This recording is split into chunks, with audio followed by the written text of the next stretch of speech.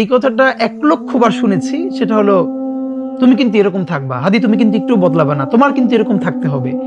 মানে এইটা হলো আমার জীবনের এখন পর্যন্ত সবচেয়ে বেশি কথা, যে হাদি তুমি এরকম একটু বদলাবা না, তোমাকে এরকম থাকতে হবে। গতকালকে এক আন্টি, এই ভিডিওটা সামনে এসেছে, আপনারা দেখেছেন যে আমি শাহজাহানপুরে মসজিদে নামাজ পড়তে গিয়েছিলাম, তো এক আন্টি শুনেছেন ওখানে, উনি ওনার হাজবেন্ড ওনার বাচ্চাকে নিয়ে আমার পাশে ছবি তোলার সময় বলতেছে এইটা হলো আমার হাদি।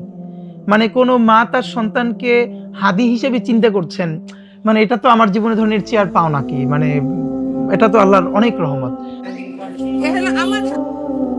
তো আমার জন্য সবচেয়ে চ্যালেঞ্জিং ধরেন আজকের যে হাদি, মানুষের প্রচন্ড ভালোবাসার এইরকম, ধরেন আমি তো চেষ্টা করবই।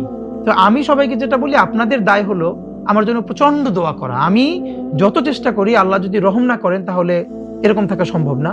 তো সুতরাং সবার কাজ হলো আমার জন্য, সন্তানের জন্য আপনি যেরকম দোয়া করেন, আমার জন্য, আমার টিমের জন্য দোয়া করবেন। আল্লাহ যেন আমাদেরকে কোনোদিন বিকৃত না করেন, সততা, ইনসাফ এবং সাহসের উপরে একদম আজীবন থাকার তৌফিক দেন। আর আমাদের একটা হিসাব কি দেখেন, যে ধরেন আমি বাঁচলেও কত বছর বসবো, বাংলাদেশে তো 80 বছরের মানুষ সাধারণত বাঁচে না।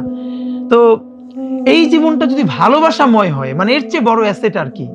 সুতরাং ওরকম থাকতে চাই। আপনাকে ফাঁকে আপনার প্রশ্নে সরাসরি বলা হচ্ছে, একটা কথা আছে না যে power corrupts and absolute power corrupts absolutely. ক্ষমতার একটা ট্রেন্ড হচ্ছে মানুষকে দুর্নীতিগ্রস্ত করে তোলে। ধরেন এখন তো আমি পাওয়ারলেস মানুষ, আমার ক্ষমতা নাই, আর সুতরাং আমার তো দুর্নীতি করবার বেশি স্কোপও নাই। এখন আমি ভালো অর্থেও ধরেন অনেস্ট, অথবা আমি সুযোগের অভাবেও অনেস্ট, দুটোই তো সত্য কথা। তা আমি যদি কখন এম্পাওয়ার্ড হই, আমার হাতে ক্ষমতা আসে, তখন যেহেতু ক্ষমতার একটাই হচ্ছে যে অ্যাবসলিউট পাওয়ার করাপ্টস অ্যাবসলিউটলি, মানুষকে দুর্নীতিগ্রস্ত করে তোলে।